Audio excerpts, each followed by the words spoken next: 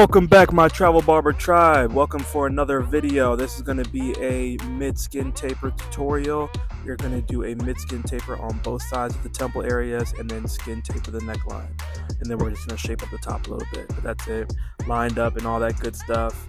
So welcome back. Thank you for watching. I appreciate your support. If you watched this video to the end, leave a comment saying that you watched it to the end. Okay, and if you do so, I will figure out a way to repay y'all. Okay, maybe give you a, air hug through YouTube. Maybe give you a shout out. You know what I'm saying? Maybe one day I'll do a giveaway. Let me see if I can get 100,000 of y'all to watch this video to the end. So comment "end" in the comments if you watch this in the end. All right, anyways, let's get into this haircut. So we're doing a mid-skin taper. We start by balding out the area. We want to stay for the mid-skin taper. You want to stay just like right about like at the ear level. You don't want to go above that. That'll make it a high skin taper, and you want to make sure that the corner still stays dark because you're going to end up lining that up. Usually for a lower mid-skin taper, it's usually a little bit harder to do like the straight down bars and like take out the C-cups. But if they're doing a high skin taper, it's a lot easier to do that. So we want to keep the C-cups. So we're going to go ahead and we balled out the bottom first, and we put our guard on the clipper. It was a half guard, take out a little bit of weight, and then we blended that in with our no guard corner of our clipper with the 0, and then we moved up to our number 1, and then our 1.5, and our 1.5 I believe is going to be the biggest guard that I use in this video, towards the top, and the rest is just going to be free-handed. But yeah, it's pretty self-explanatory. For the mid taper, it's just like any ordinary fade, but it's just in one small specific spot. So you always have to specify with your clients when doing a consultation, because sometimes clients when they asking for a certain haircut, they'll use the word taper instead of fade or fade instead of taper, and you always have to specify. I always make sure we are on the exact same page. I go over it 2-3 times before I actually start cutting, just to make sure that we're on the same page, because sometimes there can be a lot of confusion between both when you're trying to explain to a client that just wants to get rushed out of the chair, and which is their fault if they want to just hurry you up. But still, I always want to make sure to be thorough. I don't care if they're trying to rush me out. I'm going to make sure that we figure out what exactly that it is that you want, because not everybody speaks the same language in the hair industry, okay? Between barbers and clients. So I get clients all the time that say they want to do a taper fade or just a taper, and they actually want a fade. So in my world of barbering, a taper means they want to just taper the temple areas, like what I'm doing right now, and then taper the neckline. That is what a taper is to me. And even if you say taper fade, same thing.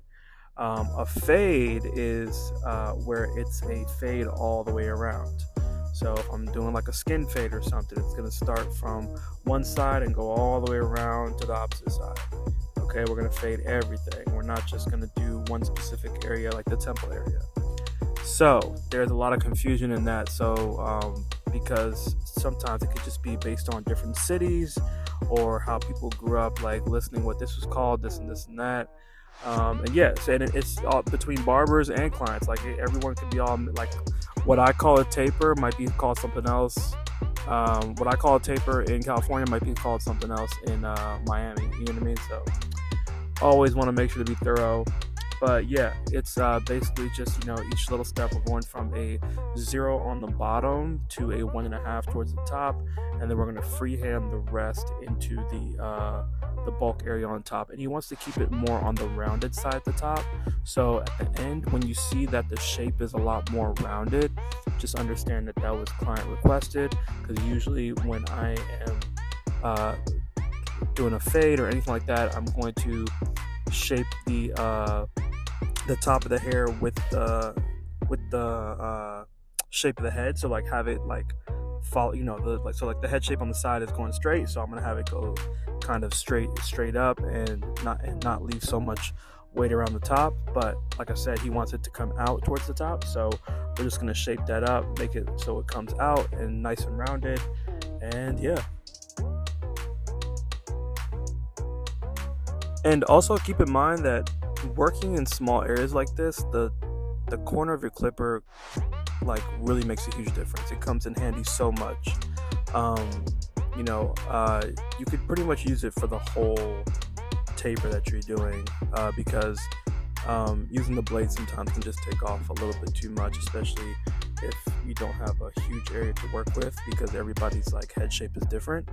So yeah, just keep that in mind. Use the corner of your clipper. You should be using the corner of your clipper anyways and getting comfortable with that when you fade. But definitely when you're doing a taper, use the corner of your clipper. You can see I'm using it a lot. Use the corner of your clipper to get a nice blend in there in that like small specific area.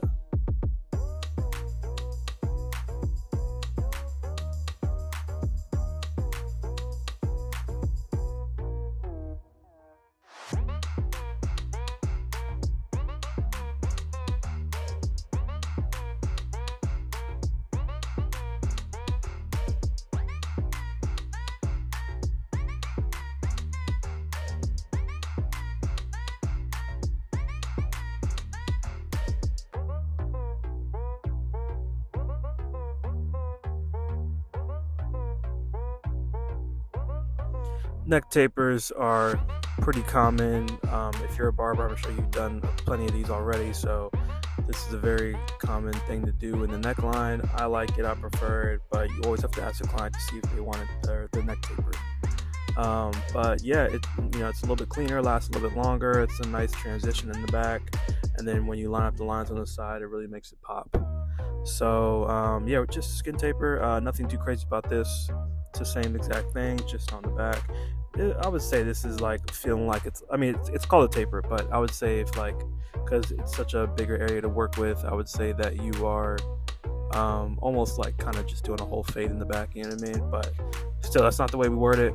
We say taper when it's a specific area, whether it be neckline or temple, and then we talk about fade when it's going all the way around.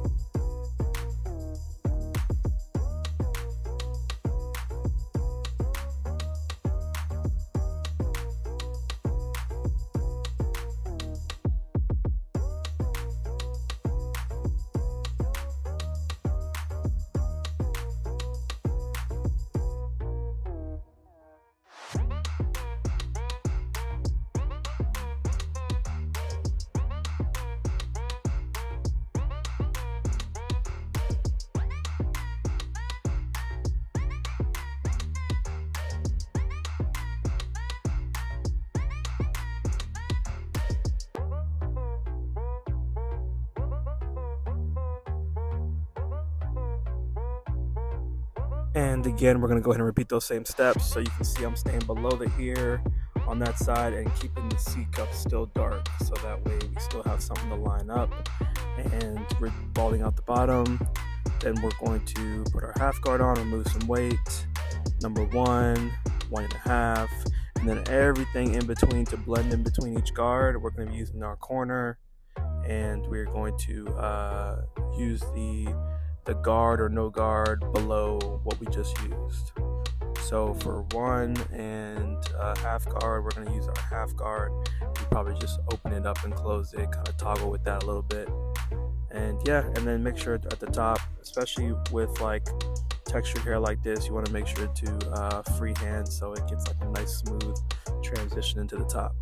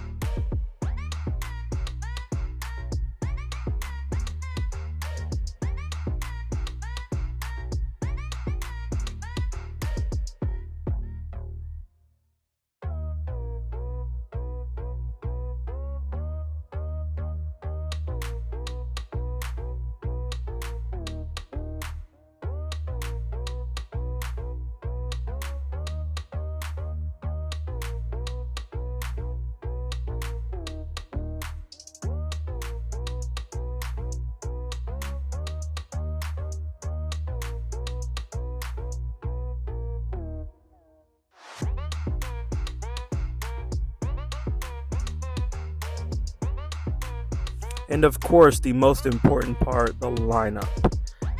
So when the hair is pretty long like this on top, you can always ask the client if they want to taper the front a little bit. You wouldn't go too short. You maybe take like a 2 guard or a 1.5 and just kind of clean it up a little bit. But if they say no, that's perfectly fine. You can also just freehand any excess hair that's just hanging over to make the lineup last a little bit longer. But for the most part, you're just gonna make sure to comb that down almost to where like you can see it separates from the top, to make sure you're only trimming the hairs that need to be lined up. You're not pushing this lineup back. So you want to comb it down as much as you can, and make sure the hairs are laying down, and follow the line from the middle outwards on both ends. And you'll get yourself a nice, make sure you're looking directly at them from the middle. That way you can get a nice symmetrical line, nice and sharp. When you line up, make sure to push on the hairline and then kind of scrape down, but like in a gentle way. You never want to push too hard, especially if you have like sharp trimmers as well. Never push too hard. But and then you get yourself a nice clean sharp lineup. This is all natural, no enhancements.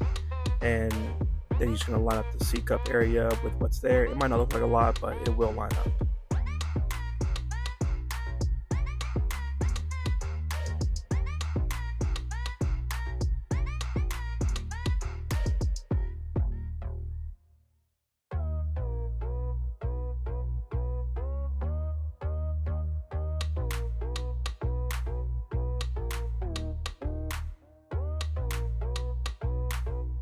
And this is just us, enjoying this moment, cutting hair. You guys don't see me actually cutting too often besides like my hands.